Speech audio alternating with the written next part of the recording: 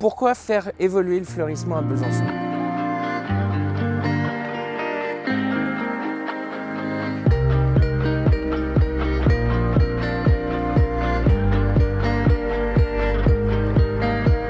On s'est aperçu ces derniers temps que les fleurissements traditionnels, horticoles, en fait, n'avaient, au-delà de la seule fonction esthétique, n'avaient aucun intérêt écologique, ne permettent pas aux insectes pollinisateurs d'accéder à la ressource alimentaire et d'accéder au nectar. Et en fait, à Besançon, ce qui est le plus important pour nous, c'est de soutenir la ressource alimentaire des insectes pollinisateurs. Donc toutes nos actions en matière de fleurissement sont étroitement liées à la question des pollinisateurs et de leur survie. On a travaillé de différentes façons à travers différents axes. Le premier, c'est fortement diminuer les plantes annuelles, les plantes bisannuelles et les floraisons saisonnières pour nous concentrer sur d'autres types de fleurissements. Le premier, c'est des fleurissements massivement à base de plantes vivaces.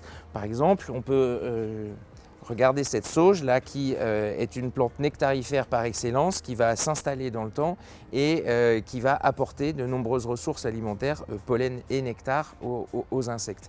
On peut aussi travailler sur les prairies fleuries. Vous verrez tout au long de l'année et dans les années qui viennent de plus en plus de surfaces fleuries, des milliers, des millions de graines qui vont être semées, qui ont commencé à être semées et qui vont comme ça parsemer de grands espaces sur la ville.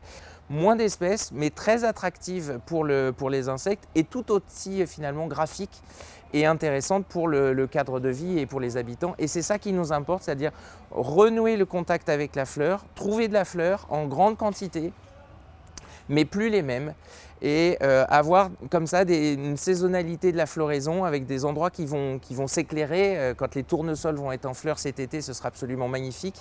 Quand les coquelicots sont en fleurs au printemps, c'est aussi magnifique. Et comme ça, on va égayer la ville d'une autre façon, en étant certain cette fois-ci que les insectes pollinisateurs trouvent leur bonheur. Le grand intérêt de ces modes de fleurissement, c'est d'une part qu'ils sont moins coûteux, on génère beaucoup moins de déchets et donc de cette façon, on arrive vers un fleurissement durable, un fleurissement pérenne qui s'installe dans le temps et qui constitue de véritables écosystèmes dans la ville et support de biodiversité.